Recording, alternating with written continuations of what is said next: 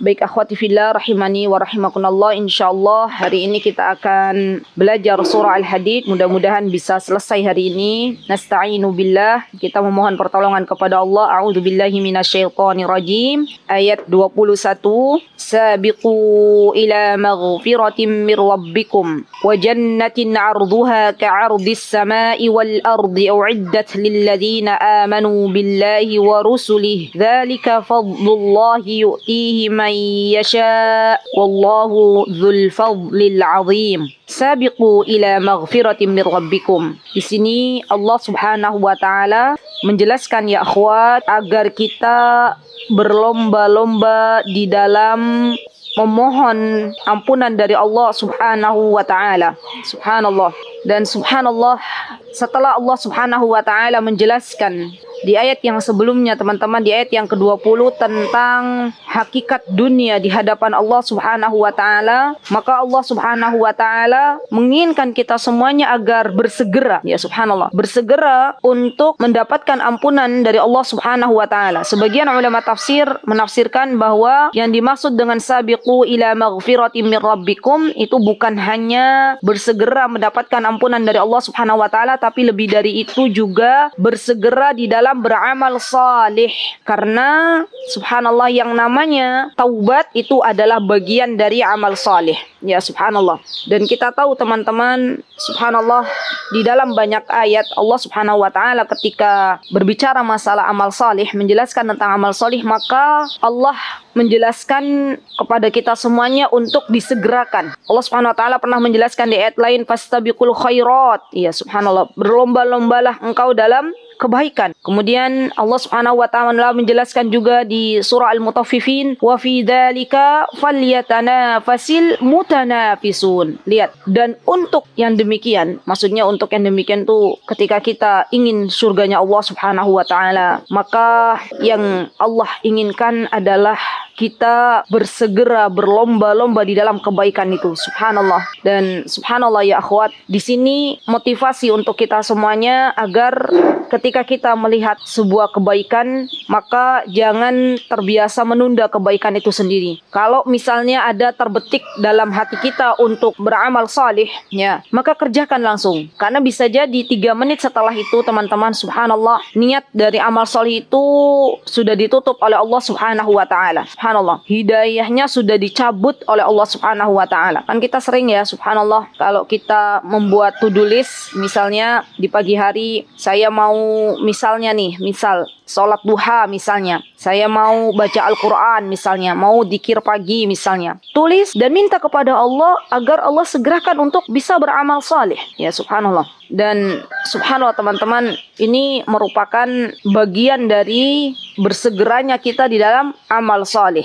Masya Allah. Begitu pula ketika kita melihat para sahabat ridwanullahi alaihim, mereka adalah orang-orang yang senantiasa berada di barisan pertama ketika Rasulullah Shallallahu Alaihi Wasallam memerintahkan untuk beramal salih. Begitu pula para sahabiah radhiyallahu anhunna jami'an. Mereka juga orang-orang yang bersegera subhanallah ketika beramal salih. Kita ingat teman-teman, waktu Rasulullah Shallallahu Alaihi Wasallam ketika beliau setelah salat, ya salat Id, kemudian beliau menuju ke saf kaum wanita, ke rombongan kaum wanita, kemudian Rasulullah SAW mengatakan, ya ma'syaron nisa, ya kata Rasulullah SAW, wahai para wanita, aku melihat kalian itu adalah mayoritas penghuni neraka. Ya, benar Rasulullah SAW memerintahkan tasaddaqna, maka kalian bersedekahlah, ya subhanallah. Setelah itu Bilal membentangkan, ya waktu itu dia mengatakan izar, ya ada yang mengatakan imamahnya.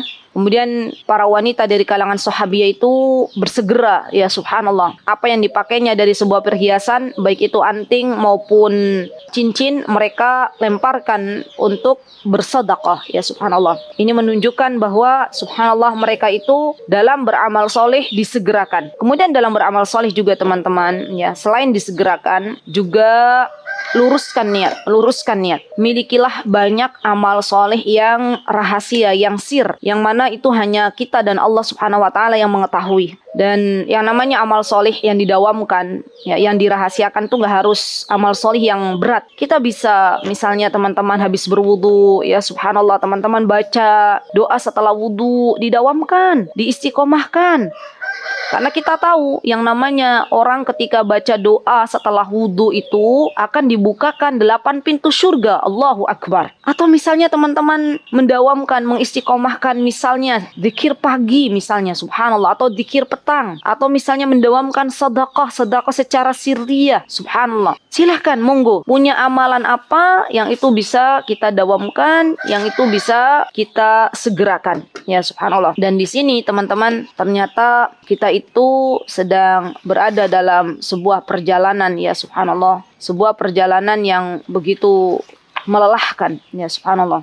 Kita tahu bahwa yang namanya kehidupan dunia itu adalah sebuah perjalanan, ya. Ada syair Arab yang bagus sekali, ya. Di situ kita diingatkan bahwa kita semuanya itu adalah orang asing, ya. Bunyinya, laisal gharibu gharibasy Syami wal Yamani, innal ghariba gharibul lahdi wal kafani. Orang asing itu bukanlah orang yang merantau ke negeri Syam atau Yaman, tapi sungguh orang asing adalah orang yang asing dalam liang lahat dan kain kafan. Innal ghariba lahu haqqun li ghurbatihi 'alal muqimina fil awtani was sakani. Sungguh orang yang terasing itu memiliki hak yang harus dipenuhi oleh penduduk daerah yang sedang dilaluinya. La tanharanna ghariban hala ghurbatihi, ad-dahru yanharuhu bidzulli wal mihani. Janganlah engkau hardik orang asing ketika sedang dalam perjalanan, karena ad-dahr, masa, telah menghardiknya dengan kehinaan dan berbagai cobaan. Safari ba'idun wa zadi lam yuballighuni wa quwwati da'ufat wal mautu yatlubuni. Sungguh safari ba'id, perjalananku masih jauh, wa zadi lan yuballighuni, dan bekalku belum mencukupi, wa quwwati da'ufat, kekuatanku semakin rapuh, semakin melemah. Wal mautu yatlibuni, dan kematian sedang mengejarku. Wali baqaya dzunubin lastu a'lamuha, Allahu ya'lamuha fis sirri wal 'alani. Wali baqaya, dan tentunya saya punya banyak sisa dosa yang mungkin saya pun tidak mengetahuinya. Akan tetapi Allah Azza wa Jalla mengetahui dosa-dosa yang ada di dalam diri saya, ya baik itu yang tersembunyi maupun yang tampak. Ya subhanallah, ini syair motivasi untuk kita senantiasa mengingat kematian, ya, bahwa perjalanan kita itu masih sangat panjang. Maka berbekallah, ya, sebelum amal solih itu terhalang dari diri kita semuanya. Baik, kemudian Allah Subhanahu wa taala mengatakan, wa jannatin 'arduha ka'ardis sama'i wal ardi u'iddat lil ladzina amanu billahi wa rusuli. Subhanallah. Dan bagi siapapun yang di dunia ia beramal salih, maka Allah Subhanahu wa taala akan memberikan kepadanya bonus surga,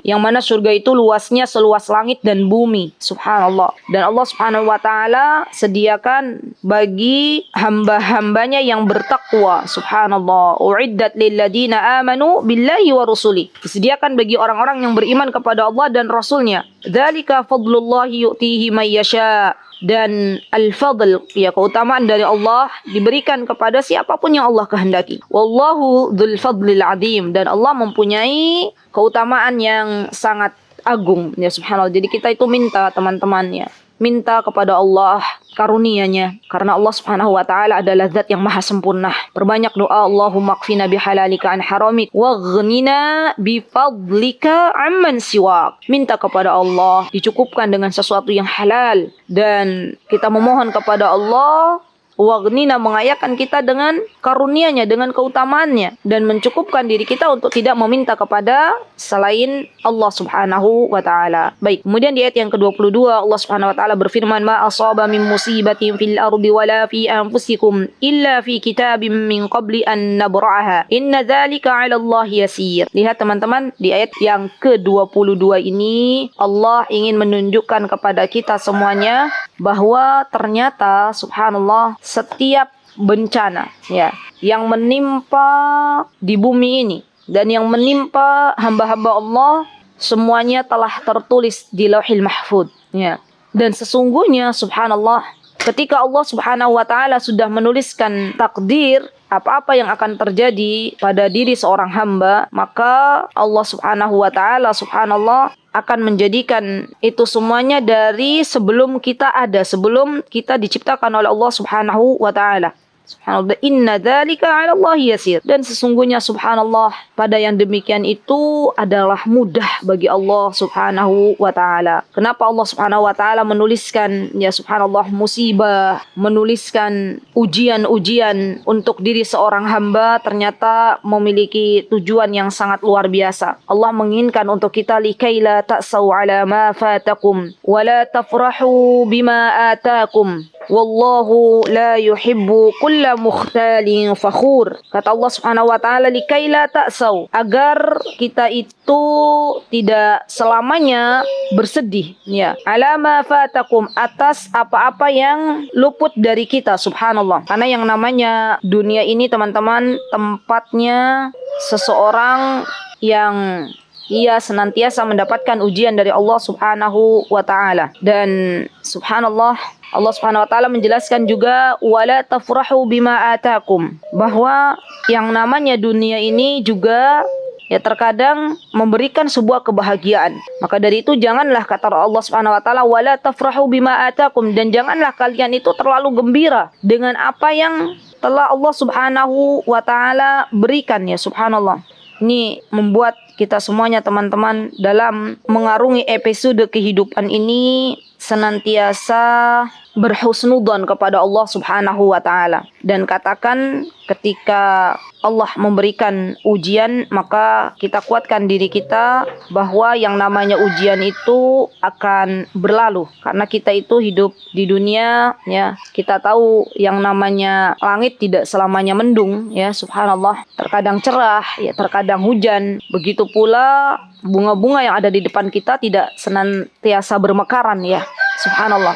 Itu semuanya agar kita bertambah bersyukur kepada Allah Subhanahu wa taala. Maka dari itu kepada saudari-saudariku yang saya cintai karena Allah, ketika Allah berikan sebuah ujian, bersabarlah, atau sebuah musibah, bersabarlah. Ketika Allah berikan sebuah nikmat, sebuah kebahagiaan, maka jangan lupakan Allah Subhanahu wa taala. Karena sesungguhnya Allah Azza wa Jalla tidak menyukai orang-orang yang berbuat sombong dan membanggakan diri. Wallahu la yuhibbu kulla mukhtalin fakhur ya subhanallah. Dan subhanallah teman-teman, ketika kita mendapatkan sebuah kebahagiaan ya, rizki, maka kembalikan kepada Allah Subhanahu wa taala. Katakan bahwa sesungguhnya ini semuanya karena pertolongan dari Allah Subhanahu wa taala ya subhanallah. Dan tidak perlu ada yang kita sombongkan. Apa yang kita sombongkan? Di atas langit masih ada langit ya kan. Dan subhanallah, sesungguhnya kita itu dilahirkan dalam keadaan tidak bisa apa-apa. Allah yang memberi kepada kita.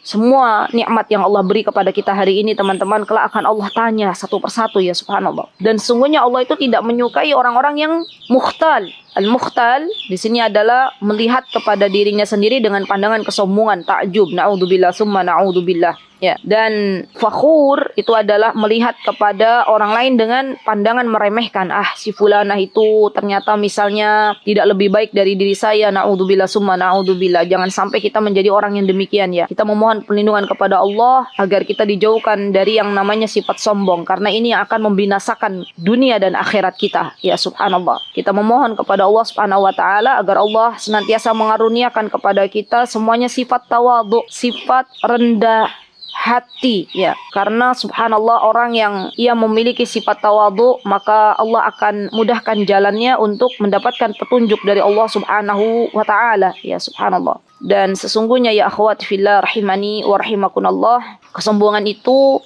hanyalah milik Allah Subhanahu wa taala, dan Allah yang berhak untuk sombong, karena Allah yang memiliki dunia beserta isinya, Allah yang memiliki langit beserta isinya subhanallah. Apabila ada karunia datang dari Allah, katakan hadza min fadli rabbi, ini adalah keutamaan dari Allah Subhanahu wa taala. Baik, kemudian Allah Subhanahu wa taala berfirman di ayat yang ke-24, alladzina yabkhuluna wa ya'muruna an-nasa bil bukhl wa may yatawalla fa innallaha huwal ghaniyyul hamid. Subhanallah, di ayat ke-24 surah Al-Hadid ini teman-teman, Allah ingin memberitahukan kepada kita semuanya bahwa subhanallah, Allah Subhanahu wa taala tidak mencintai orang-orang yang bukhl, orang-orang yang kikir ya. Orang-orang yang kikir, orang-orang yang menyuruh orang lain untuk berbuat kikir. Jadi kalau ada orang yang sombong, itu ciri-cirinya biasanya ya, orang sombong ini biasanya ciri-cirinya dia akan memiliki sifat kikir ya pelit, bakhil, dan juga memerintahkan orang lain untuk bakhil, ya subhanallah, untuk pelit. Padahal sebenarnya semua yang ada pada diri kita itu hanyalah titipan dari Allah Subhanahu wa taala. Tidak ada sepeser pun kita punya uang, ya subhanallah. Semua titipan dari Allah Subhanahu wa taala. Yang membuat kita cemas, yang membuat kita khawatir itu karena kita terkadang menggenggam dunia ini di dalam hati kita. Itu yang akan membuat kita resah di dalam kehidupan dunia ini. Yang membuat kita bahagia itu adalah orang-orang yang ia melepaskan apa-apa yang Allah titipkan. Subhanallah. Al-Qurtubi pernah menjelaskan, kata beliau, bahwa perbedaan antara orang yang bakhil, orang yang pelit dengan orang yang dermawan itu adalah, kata beliau, annal bakhil alladhi yaltadzu bil imsak. Orang bakhil, orang pelit itu adalah orang yang dia merasakan kelezatan ketika bisa menahan hartanya. Dia bahagia, dia senang. Hartanya bisa aku tahan. Hartanya nggak keluar. Was-sakhiyu, kata Imam Qurtubi, dan orang yang dermawan, orang yang sakhi, alladhi yaltazzu bil a'ta, orang yang dia merasakan adanya kebahagiaan, kelezatan di dalam hidupnya ketika dia bisa memberi. Subhanallah. Subhanallah ya akhwat. Dan ini subhanallah, ternyata menurut penelitian, orang yang suka memberi karena Allah, ya menginginkan ridhonya Allah, itu senantiasa diberikan sehat oleh Allah, ya subhanallah. Karena adanya hormon-hormon kebahagiaan yang Allah munculkan, ya subhanallah. Kebahagiaan itu tidak bisa dibeli dengan uang, ya. Dan memberi itu sebenarnya nggak harus pakai uang, ya. Memberi bisa dengan tenaga, memberi bisa dengan apa yang kita miliki, baik itu ilmu, baik itu pikiran kita, ya. Itu semuanya adalah dalam hal memberi, ya. Dan orang-orang yang suka memberi, maka Allah akan kasih lagi. Saya sering mengatakan, ya akhwat, ayo bareng-bareng kita itu mulai sedikit demi sedikit mencintai yang namanya dakwah, mencintai yang namanya mengajar. Karena sesungguhnya bukan dakwah yang membutuhkan kita, tapi kitalah yang membutuhkan dakwah. Bukan sedekah yang membutuhkan kita, tapi kita yang butuh sedekah itu. Karena sesungguhnya semuanya akan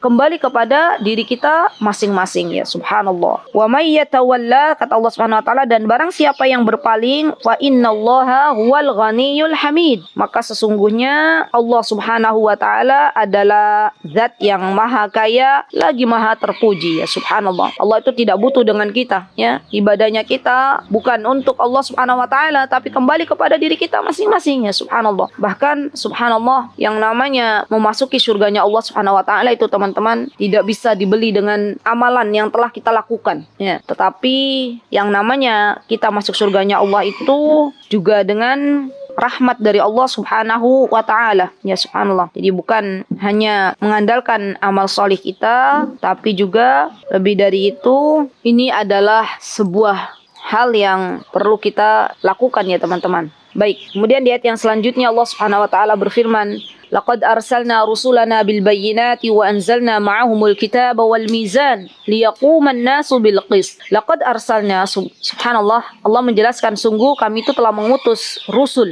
Rusul itu jamak dari rasul, ya, utusan-utusan, rasul-rasul kami, kata Allah Subhanahu wa taala, bil bayyinat, dengan membawa keterangan-keterangan. Para ulama ada yang mengatakan bahwa yang dimaksud dengan al bayyinat di sini adalah bukti-bukti yang nyata. Atau maksudnya di sini wa anzalna ma'ahumul kitaba wal mizan, dan Allah Subhanahu wa taala telah menurunkan juga bersamaan dengan diutusnya rasul-rasul kitab, ya, dan neraca keadilan, subhanallah. Tujuan utamanya liyaquman nasu bil qist, agar manusia dapat berlaku dengan keadilan itu.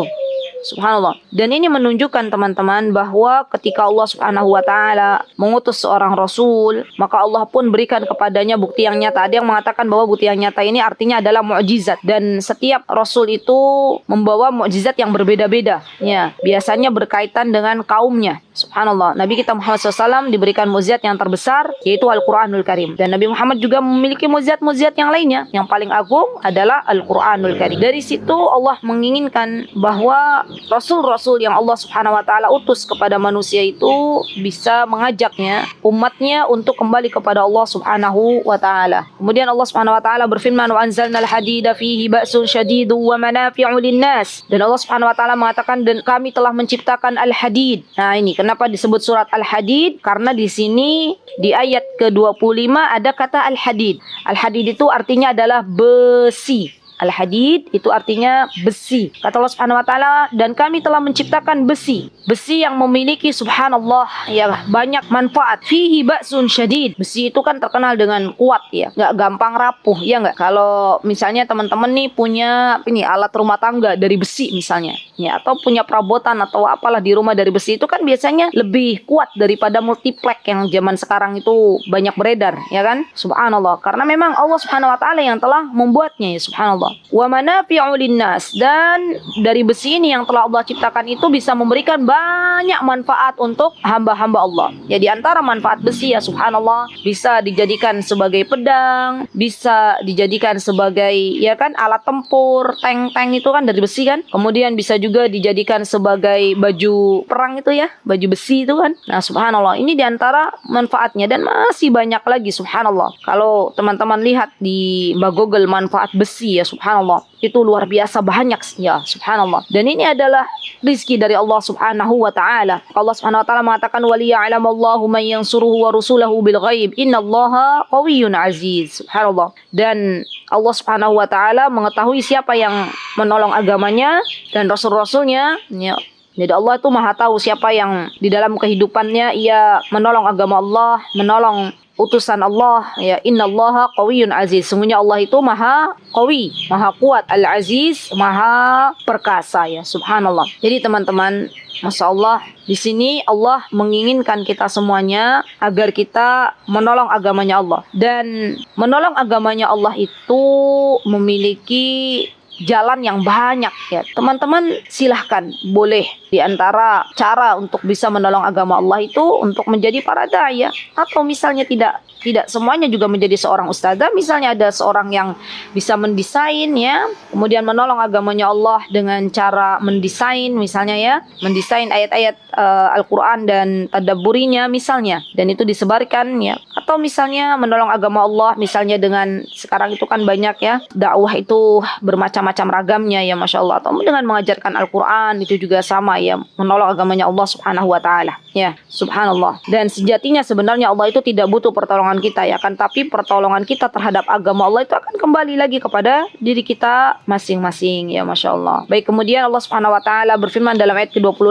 wa laqad arsalna Nuha wa Ibrahima wa ja'alna fi dzurriyyatihim an-nubuwwata wal kitab faminhum muhtad wa katsirum minhum fasiqun. Lihat di sini Allah menyebutkan dua orang utusan, yakni Nabi Nuh dan Nabi Ibrahim alaihimassalam. Ya, jadi Allah menyebutkan Nabi Nuh dan Nabi Ibrahim spesial di sini karena memang subhanallah seluruh manusia yang ada saat ini tuh semuanya adalah di antara keturunan Nabi Adam dan Nabi Nuh. Ya, dan Nabi Nuh ini kan punya julukan Abul Bashar Ats-Tsani. Ya, nenek moyang manusia yang kedua. Nenek moyang yang pertama itu kan Nabi Adam alaihissalam. Dan kalau teman-teman baca lagi sejarahnya Nabi Nuh ketika berdakwah, maka ketika Nabi Nuh berdakwah ya, hanya sedikit kaumnya yang mengikuti Nabi Nuh ya, sampai didatangkan banjir oleh Allah Subhanahu wa taala. Dan subhanallah hanya tersisa dari keturunan Nabi Nuh itu 3 anak saja, Sam, Ham, dan Yafis. Nah, dari 3 keturunan ini kemudian lahirlah keturunan-keturunan yang lain ya subhanallah, sampai akhirnya sampailah kepada kita semuanya. Dan di sini juga disebutkan dengan Nabi Ibrahim alaihissalam ya, karena kita tahu bahwa sesungguhnya semua nabi ya, hampir semua nabi itu dari keturunan Nabi Ibrahim alaihissalam ya subhanallah. Kemudian Allah menjelaskan bahwa dari keturunan Nabi Ibrahim dan Nabi Nuh alaihi wassalam itu Allah berikan petunjuk ya subhanallah. Allah berikan mereka hidayah. Wa katsirum minhum fasiqun, dan banyak juga di antara mereka yang tidak diberikan oleh Allah Subhanahu wa taala petunjuk, dan mereka termasuk orang-orang yang fasik ya subhanallah. Kemudian Allah Subhanahu wa taala menjelaskan dalam ayat 27 ya akhwat ya. Ini subhanallah lumayan panjang ayatnya. Kita pelan-pelan aja. Tsumma qaffayna ala atharihim bi rusulina. Kemudian kata Allah Subhanahu wa taala, kami susulkan ya dari keturunan Nabi Nuh dan Nabi Ibrahim itu atas jejak mereka bi rusulina dengan rasul-rasul kami yang selanjutnya. Wa qaffayna bi Isa bin Maryam wa atainahu al-Injil. Dan kami susulkan juga dengan Nabi Isa alaihissalam ya, yang mana Nabi Isa alaihissalam ini adalah putranya Maryam. Dan Allah Subhanahu wa taala berikan kepada Nabi Isa yaitu sebuah kitab suci yang bernama Injil. Ini menunjukkan teman-teman bahwa Nabi Isa itu bukan Tuhan.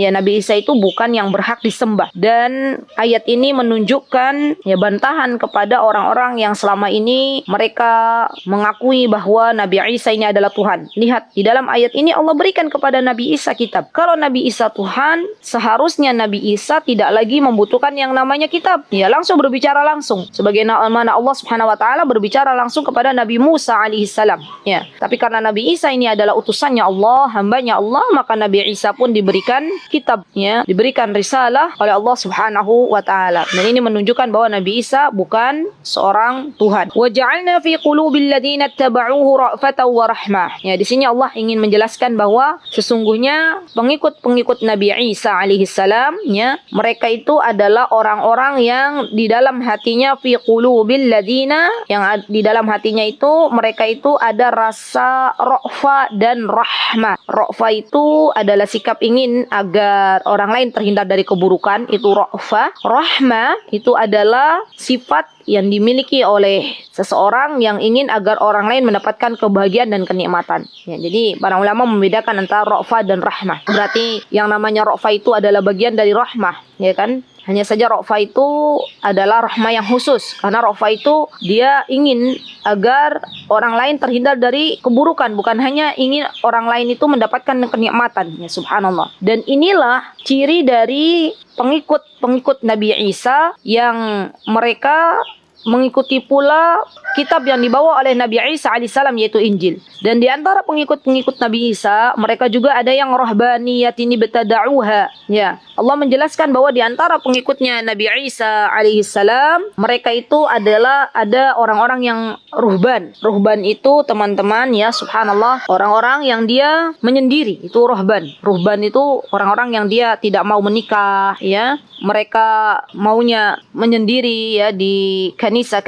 misalnya, dia tidak mau bergaul dengan masyarakat, ya, karena khawatir terhadap kemaksiatan awalnya. Ya, rahib-rahib itu mereka tidak mau menikah kan biasanya, tapi ternyata mereka telah menyalahi fitrah. Kemudian di sini Allah Subhanahu wa taala menjelaskan ma katabnaha alaihim illa ibtigha'a ridwanallah. Ya, dan Allah Subhanahu wa taala itu tidak menginginkan mereka untuk menyendiri, tidak menikah, tapi Allah hanya menginginkan mereka itu untuk mencari ridhonya Allah Subhanahu wa taala. Fa ma ra'awha haqqa ri'ayatiha. Dan mereka tidak memeliharanya, subhanallah. Mereka tidak mentaati Allah Subhanahu wa taala. Fa atainal ladzina amanu minhum ajrahum. Maka kata Allah Subhanahu wa taala, kami berikan orang-orang yang beriman di antara mereka itu pahala yang besar. Orang-orang yang dia mentaati Allah Subhanahu wa taala, orang-orang yang ia mau mengikuti apa yang terdapat dalam Injil dan mengamalkannya, Allah akan berikan pahala. Wa katsirum minhum fasiqun. Tapi sayang, di antara kebanyakan dari mereka itu termasuk dari orang-orang yang fasik, orang-orang yang tidak mau mentaati Allah Subhanahu wa ta'ala, orang-orang yang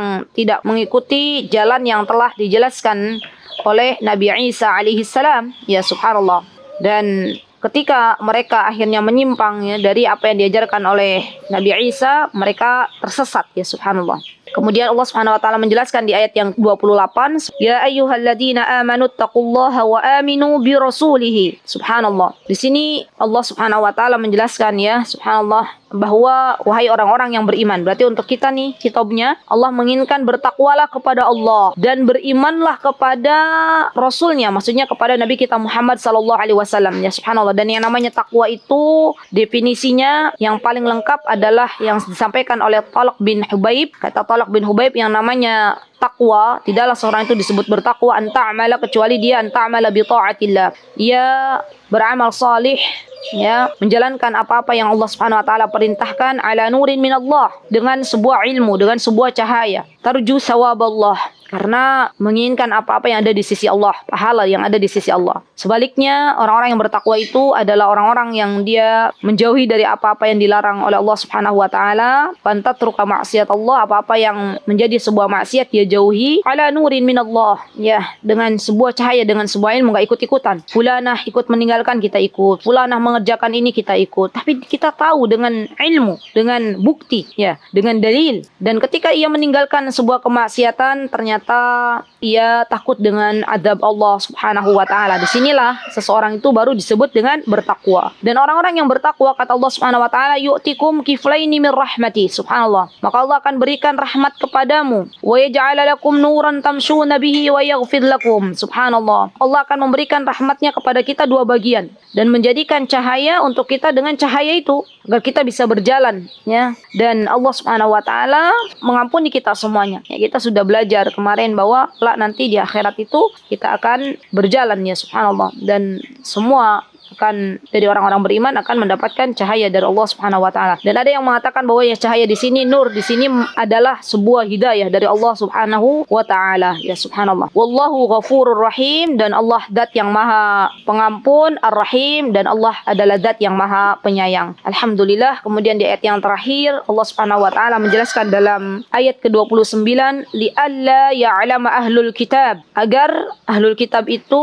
mereka mengetahui, li'alla ya'lam, agar mengetahui para ahlul kitab, alla yaqdiruna ala syai', bahwa mereka itu sedikit pun ya tidak akan mendapatkan karunia dari Allah, fadl, keutamaan dari Allah jika mereka tidak beriman kepada Nabi kita Muhammad sallallahu alaihi wasallam. Jadi subhanallah teman-teman, ketika Nabi kita Muhammad sallallahu alaihi wasallam itu diutus ya oleh Allah Subhanahu wa taala menjadi nabi yang terakhir, menjadi utusan yang terakhir, semua orang yang hidup itu harus beriman kepada Nabi kita Muhammad sallallahu alaihi wasallam. Ya, kalaupun Nabi Isa, Nabi Musa masih hidup misalnya, Nabi Ibrahim misalnya, di zaman ketika Nabi Muhammad diutus, maka wajib bagi mereka untuk mengimani apa yang dibawa oleh Nabi kita Muhammad sallallahu alaihi wasallam. Kemudian Allah menjelaskan wa annal fadla biyadillahi yu'tihi may yasha, dan sesungguhnya al-fadl, keutamaan itu di tangan Allah. Allah yang akan memberikan kepada siapapun yang Allah kehendaki. Wallahu dzul fadlil azim, dan Allah memiliki karunia yang sangat agung, ya subhanallah. Alhamdulillahilladzi bi ni'matihi tatimmus shalihat. Kita sudah menyelesaikan surah Al-Hadid ya, 29 ayat ini. Semoga apa yang kita dapatkan dari surah Al-Hadid bisa kita amalkan di dalam kehidupan kita sehari-hari. Semoga Allah Subhanahu wa taala menjadikan kita semuanya orang-orang yang senantiasa mentadabburi Al-Qur'an dan mengamalkannya. Barakallahu fikunna jami'an ya akhwat, jazakunallahu khaira. Semoga Allah Subhanahu wa taala kelak mempertemukan kita semuanya di surga firdaus tertinggi, dan semoga Allah Subhanahu wa taala mempertemukan kita di dunia juga dalam kebaikan. Baik, itu yang bisa saya sampaikan ya akhwat. Ya, jika ada kebenaran datangnya dari Allah Subhanahu wa taala, dan jika ada kesalahan datangnya dari saya, aqulu qouli hadza wa astaghfirullah li wa lakum wa akhiru da'wana alhamdulillahi rabbil alamin. Wassalamualaikum warahmatullahi wabarakatuh.